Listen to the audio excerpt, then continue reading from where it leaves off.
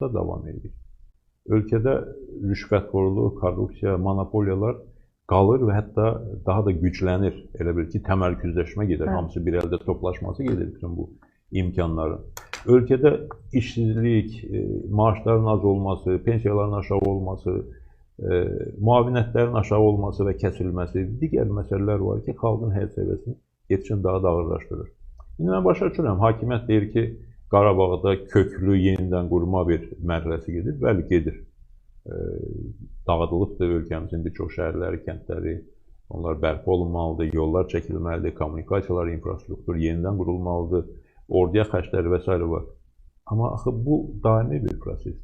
Yəni 44 günlük savaşa qədər deyirdilər ki, bizim Qarabağ dərdimiz var, ona görə də bu məsələlərdə, dolanış məsələlərində biraz diqqətli davranın, çox tələbkar davranmayın. İndi də deyirlər ki, bu xərclər var, ona görə də bu dövlətin, hakimiyyətin vəziyyətini başa düşməlidir. Xalq bunu başa düşür. Xalq 44 günlük savaşda da hər cür fədakarlıq göstərdi, qəhrəmanlıq göstərdi, heç bir şey tələb etmədən. Əsasən də indi mən bu mövzuda danışmağı xoşlamıram, ancaq təəssüf ki, bu gerçəklik ki, əsasən vuruşanlar, döyüşənlər xalqın kasıb təbəqəsinin, imkansız təbəqəsinin övladları idilər. Allah onların canını sağ eləsin qalanlarının, qazilərə şəfa versin və şəhidlərimizin də ruhu şad olsun. Xalqımız bu fədakarlığı göstərdi və bunun qarşılığında hakimiyyətdən də müəyyən addımlar olmalıdır. Hakimiyyət artıq qalib xalqla münasibətini dəyişməlidir. Ölkədə bu korrupsiya, rüşvətxorluğa, oğurluğa son qoyulmalıdır. İnsanların həyat səviyyəsinin yüksəldilməsi üçün addımlar atılmalıdır. Və indi bunlar deyirlər ki, güya başqa imkanlar yoxdur. Elə mütləq xalqın cibinə girməlidirlər bu problemləri həll etmək üçün. Bəs neftin, qazın qiyməti yüksəlir dünyada. Neftin, qazın qiyməti aşağı düşəndə də hakimiyyət Azərbaycanda işığın, enerjinin qiymətlərini artırırdı.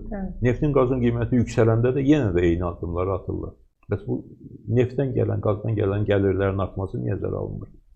Bəs bu korrupsiya əməli ilə toplaşmış milyardlar niyə bu proseslərə cəlb olunmur? Heç olmasa iş yerlər açsınlar, insanların işləməsinə, babat maaş almasına imkan yaratsınlar. Yəni, bunlar hamısı mümkündür. Əgər hətta və hətta deyirəm, bunu etmək istəmirlərsə iqtisadi azadlıqlar versinlər. İmkan versinlər ki, insanlar özləri öz problemlərini həll etsin. Buna da imkan verilmir axı. Bütün böyük sahələr yox, ən kiçik biznes sahələri də monopoliya alınıb, hakimiyyətdəki ayrı məmurların nəzarətinə götürülüb və ona görə də insanlar dolanışıq üçün çox böyük əziyyət çəkirlər, çətinlik çəkirlər və indiki bu qiymət artımı da çox ciddi zərbədir cəmiyyətimizin, insanlarımızın həyat səviyyəsinə.